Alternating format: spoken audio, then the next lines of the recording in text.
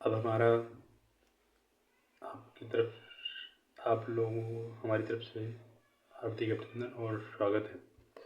तब हमारा छठा श्लोक है। छठा श्लोक क्या है? युद्धमानश्च विक्रांत उत्तमोजाश्च वीरवान सौभद्रो द्रौपदेयाश्च सर्व एव महारथा। तो इसमें कहते हैं, इसका जो भावार्थ है वो आप लोगों को ध्यान से सुनना है। अब उसमें कौन कौन से हैं?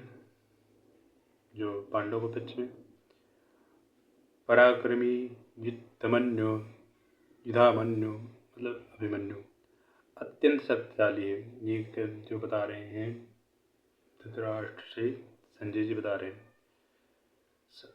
अत्यंत शक्तिशाली है।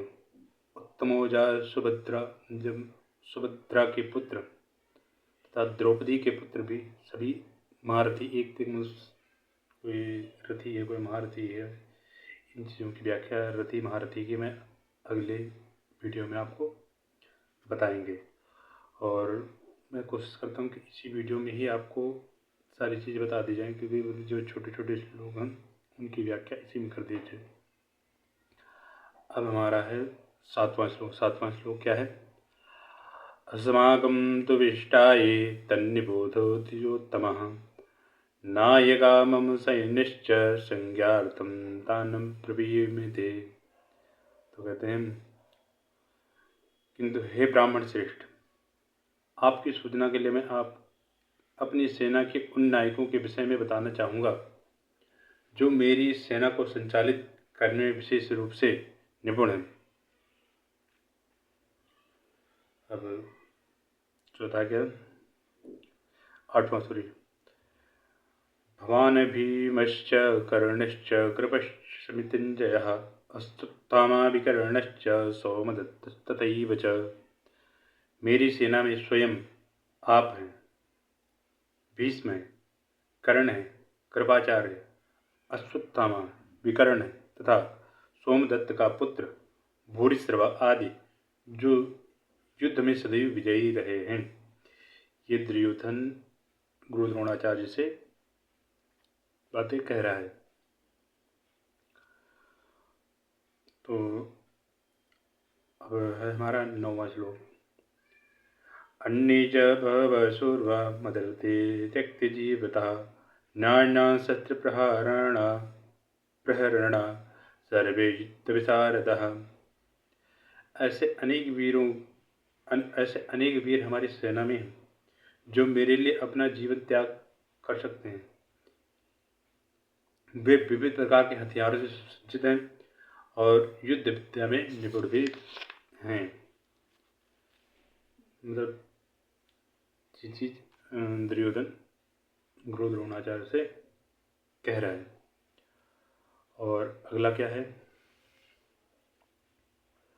अपर्याप्तं तदस्माकं बलं भीष्मभिरचितम् अपर्याप्तं त्वदमेतेषां बलं भीमाभिरचितम्। अब इसका मतलब क्या है? कहता है हमारी शक्ति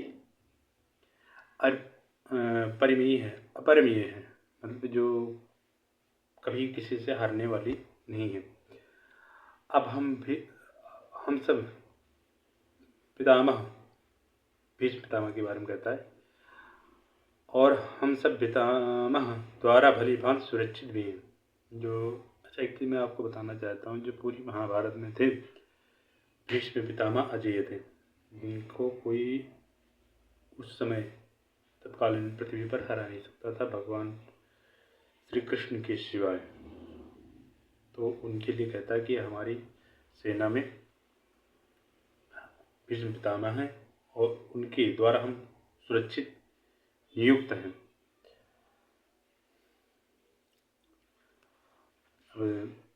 दूसरा 11वां श्लोक है।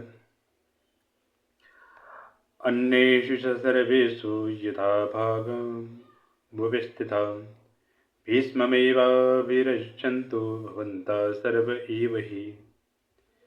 अतएव कहता है, सैन्य व्यूह में अपने अपने मोर्चे को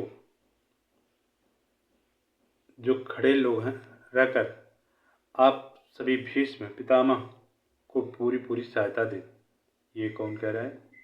मतलब जो चक्रव्यूह के मतलब सॉरी जो सारी जो तैयारी करी गई है तो उसमें कहते हैं आप लोग सारे भीष्म पितामह का सपोर्ट करें, क्योंकि जो मेन पॉइंट है, मजबूती की जड़ है, वो भीष्म पितामह है।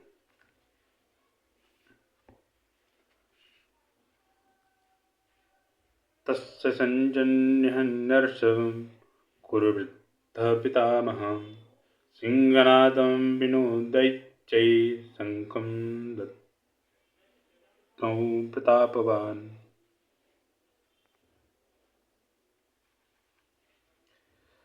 तब कुरुवंश में वयोवृद्ध परम प्रतापी एवं वृद्ध पितामह ने सिंह गर्जना की सी ध्वनि करने वाले अपने शंख को उच्च स्वर से बजाया, जिससे दुर्योधन को हर्ष हुआ।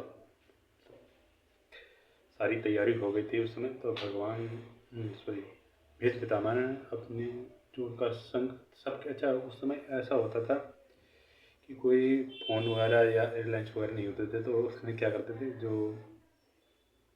शंखों की पहचान होती थी, शंख होते थे शंखनाद करने के लिए, तो सबके अलग अलग स्वर होते थे। जैसे भगवान शंकर जी का पांचजन्य, सबके अलग अलग शंख थे, तो भीष्म पितामह ने अपना शंख बजाया। तो उस समय जो दुर्योधन था बड़ा खुश हुआ।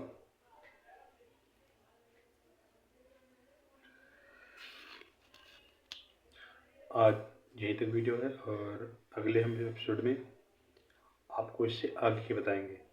और मैं कहता हूँ कि अब हर श्लोक में इसमें बड़ा हुआ करेगा ना, उसको मैं छोटा करके मतलब सिंगल रखा करूँ, और जो बड़े हो जाते हैं, जैसे जो छोटे छोटे हो जाते हैं, उनको एक साथ कर दिया करेंगे। तो यहाँ पे ये बड़े छोटे छोटे से लोग थे, छोटी व्याख्या थी उनसे, तो मैंने एक साथ बता दिया।